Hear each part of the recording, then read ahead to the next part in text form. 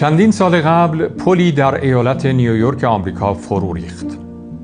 بعد از 32 سال کارشناسان گزارش دادند که دلیل ریختن پل خستگی یا فتیگ پل بوده است.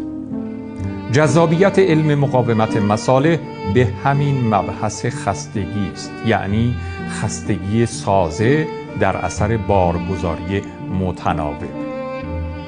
هیچ کدام از این بارگذاری ها به تنهایی از توان سازه خارج نیست، اما همین متناوب بودن آنهاست که خسته اش می کند، طاقتش تمام و ویران می شود. این دقیقاً همان دلیلی است که بیشتر ما آدم ها بابت آن می میریم، بابت تکرار بارهای کوچکی که تمام نمی شوند، اما آنها انسان را تمام می کنند. اکثر ما انسان ها عمدتاً از خستگی می میریم.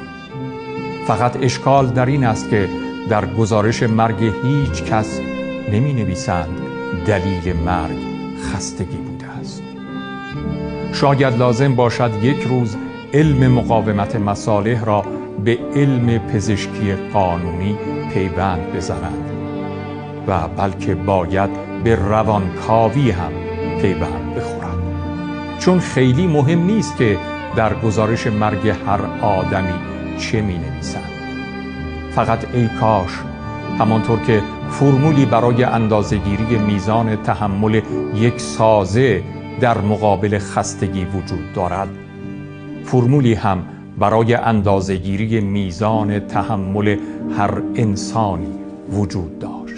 آن وقت شاید میشد یک سیستم هشداردهی روی هر آدمی نصب کرد تا در مواقع حساس بعد از تحمل فشارهای متناوب به اطرافیان پیامی مخابره کند مبنی بر این که هشدار، انسان مورد نظر به فتیگ یا خستگی مفرط نزدیک می شود.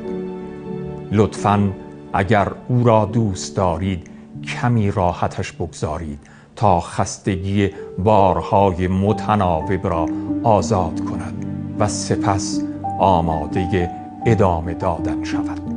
در غیر این صورت شاهد فروپاشی و مرگش خواهید بود. لطفاً مراقب بار اضافی و متناوب بر روی عزیزانتان باشید قبل از آن که ظرفیت تحملشان تمام شود و در اثر خستگی سازه روانشان فرو بریزد. با هم مهربان باشید پیش از آن که دیر شود، و آنگونه که نیما در 1 سالگی فرزندش به او گفت: پسرم، یک بهار، یک تابستان، یک پاییز و یک زمستان را دیدی.